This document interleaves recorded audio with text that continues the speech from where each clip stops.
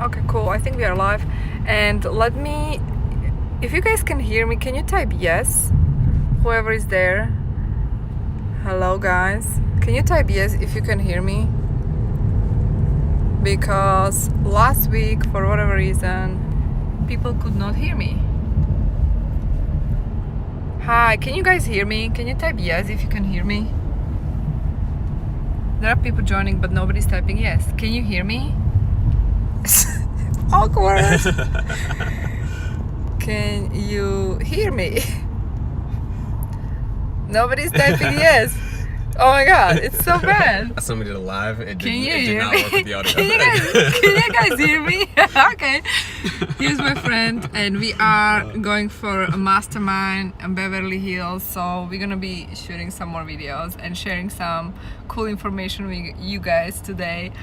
I'm glad you can hear me because last week we did live stream like 20 minutes, super informative, and nobody could hear anything, and I didn't know you guys didn't hear anything. It was full of value, I swear. It was so good. It was so good, and obviously now it's like I want to make sure you guys can hear me because otherwise I don't want to start this live stream. How are you guys doing? Thanks so much for joining. How are you guys doing today? Hey, oh my god, people are joining actually and they can hear us. So, okay, cool. That's great, it's official. That's awesome. Alright guys, so what we want to talk about today is actually something we discussed last week.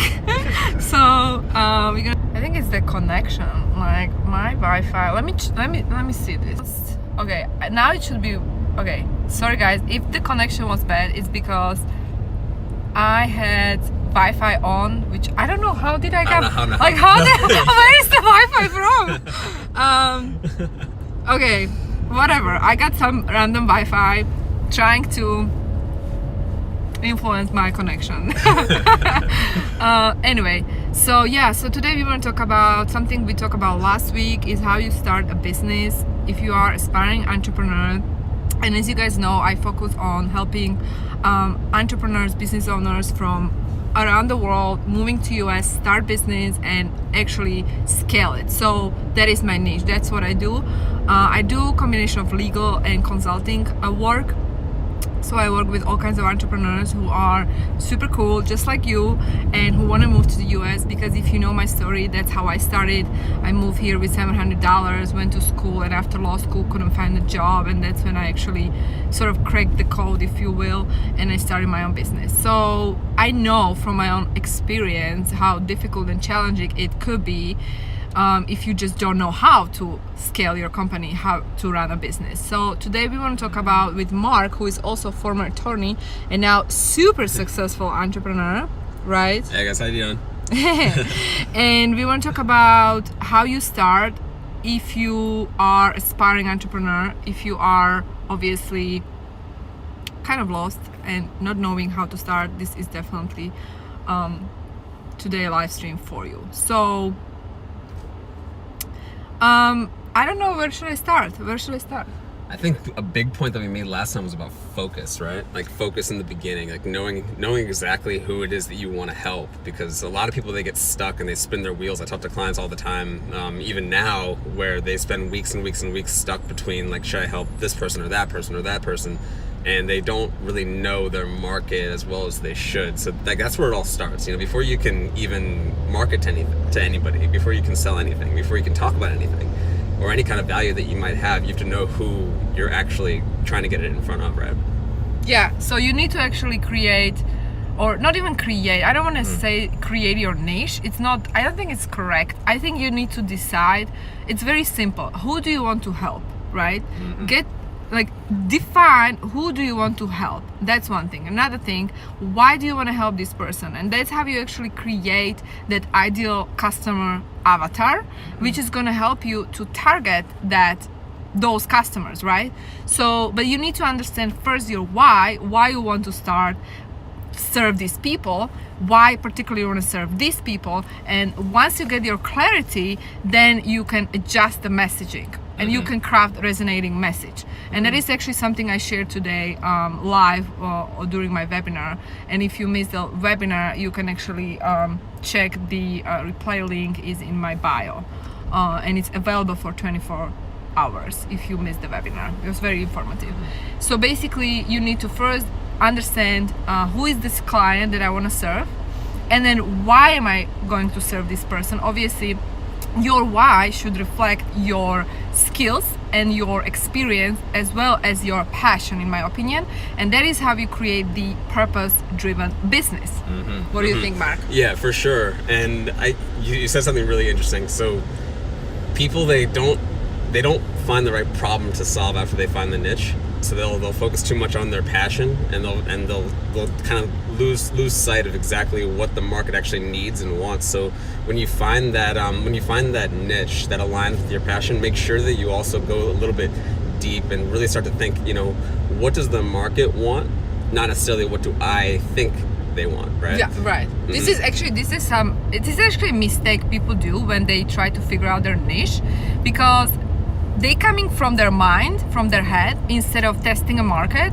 So it's a combination of both. Like, you need to define, okay, what are my skills, my passions, right? What am I good at, and why I want to do it? So obviously I'm passionate about it, I'm good at it, and then you have to go out and test the market, be the mad scientist, right? Exactly. And be willing to fail. Even if you find out that people actually don't want to buy this, your offer is not for them, don't take it personally. You need to test it, and once you do that, you're going to get the confirmation from the market, because it's like you are co-creating those results with your market, right? If there is no demand, like, why would you want to sell that? Exactly. And then so many people create services, obviously you don't create service, but offers without the confirmation, or products, you even create products without the confirmation, and so you are wasting your energy, money, and time without that confirmation.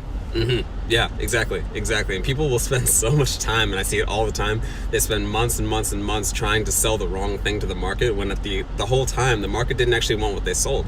They had the right niche, the right fit for them, and they were kind of in the right ballpark, but they didn't really identify the right thing that the market was actually going to buy. And you can kind of save yourself a lot of time and a lot of energy if you just kind of understand going into it, okay, I might be wrong with what the market wants. I might just be completely off base, but let's go find out. Let's go find out, and let's be comfortable with the fact that I might just I might miss my first time, and that's all right. You said the mad scientist, right? You want to just make sure you're going out there and experimenting and finding the right fit for yourself and for the market, and get that balance going. Exactly. And so when you first, let's recap. When you get clear on what is your why, and then you get clear on who are the people I want to serve, and what is my why, and then you create the offer, right? You create an offer, and then the question is, how do I go out there and start collecting the feedback?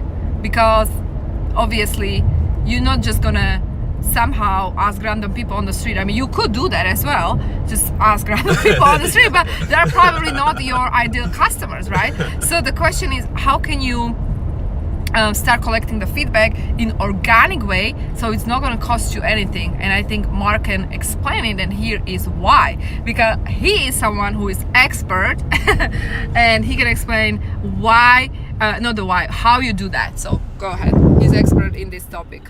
Yeah, so you want to just make sure that you're asking the right questions. Really, that's what it comes down to. Not enough people ask the right questions, or any questions rather. Like they'll go out and they'll try to sell something without really digging deeply at all. And if you can go out there and you can ask people questions that lead them to say, this is the problem that I'm going through. This is how it's come up. This is what it would be like if it were to be solved. And most importantly, this is what it would feel like if it were solved. Because people, they end up taking action and being interested at the end of the day because of their emotions and their feelings, not actually what you sell. It's the underlying things, those like deeper connections, and you need to get in tune with those. And that all comes with asking questions. So what you want to do is just make sure that, if you have an idea of who you might want to serve, or who the person might be that's the right fit for what you do, then just you want to interview them as much as possible. You want to talk to the market. Specifically. Yeah. So you want to interview, you want to survey people. And what I do personally, or what I've done in the past, I would go and find these people. Obviously they are everywhere these days because we have different social media platforms, right? We have Instagram, Facebook, LinkedIn, YouTube. So I would assume that your clients are hanging out at one of these platforms, or maybe all platforms, and then pick some of the platforms that are suitable for your customer, and then just start talking to people. Ask them what they need, what are their challenges, obviously within the field you want to serve, right? And then collect the feedback. And once you collect the feedback and you understand their pains and struggles, based on that you create the actual offer, and which the offer is the solution to the problem, which is, it can be whether it's your service or it could be a product, depending on what you are selling. That's a really good point that you just made too, is to find out where your potential clients hang out, right? Because different people hang out on Instagram versus, I mean, maybe similar people hang out on Facebook and Instagram, but then different people hang out on LinkedIn. There's some professionals who just use LinkedIn and they don't necessarily even hang out on Instagram or Facebook. And then obviously we have YouTube, and I personally love YouTube. I love YouTube. You guys, if you don't know my YouTube channel, make sure you check it out. It's Immigration Biz. So it's youtube.com/Immigration Biz. If you are not subscribed, make sure to do that, because I'm literally like a content machine. I'm releasing like 3-4 videos per week. Understatement. Okay. So just find a platform that is most suitable for your customer, and then look for those people and then ask questions and try to really be helpful. Come from a place of service. If you do that, obviously that's going to serve you in the long run. What do you think? Yeah, 100%. You always want to make sure that you're coming from a place of value, because at the end of the day, that's why you start a business in the first place, right? You have people that you want to help, people that can benefit from what you have to offer, and you're just trying to get it into their hands so that you can get them to a better place in their life or their business, whatever it might be. Absolutely. Let's see if people have any questions. Do you guys have any questions? I see some people obviously, and they're all waving at us. Which business better there? I am planning a restaurant. Okay, cool. Tell us more. Do you guys have any questions? If you have any question, please let us know.